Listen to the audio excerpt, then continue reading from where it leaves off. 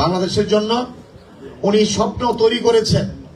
উনি যেদিন বাংলাদেশে পদার্পণ করেছিলেন, আপনাদের খেয়াল আছে, সে 300 ফিটের সেই গণসংবর্ধনে উনি বলেছিলেন, আই হ্যাভ এ প্ল্যান।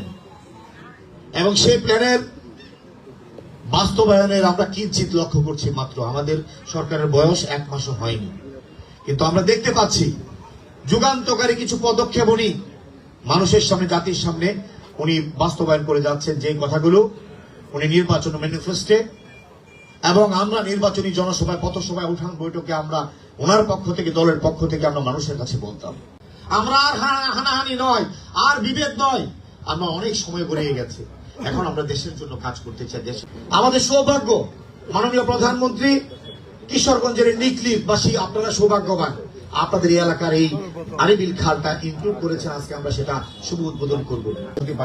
মাদকের ব্যাপারে প্রশাসনকে আমি অনুরোধ করবো, কোন দলীয় পরিচয় নয়, কোন দল কোন পরিবারে সেটা দেখার কোন প্রয়োজন নেই। টোটালি ভাবে মাননীয় প্রধানমন্ত্রী বলেছেন মাদককে জিরো টলারেন্সে নিয়ে আসতে হবে। এখানে ওসি সাহেব আছেন, এসপি সাহেব আছেন, 13টা থানার কোন নেতা কার বাড়ির কোনটা দেখার কোন প্রয়োজন নাই। আপনাদের আপনারা তাদেরকে প্রতিহত করবেন, আমরা আপনাদেরকে সহযোগিতা দিয়ে যাব।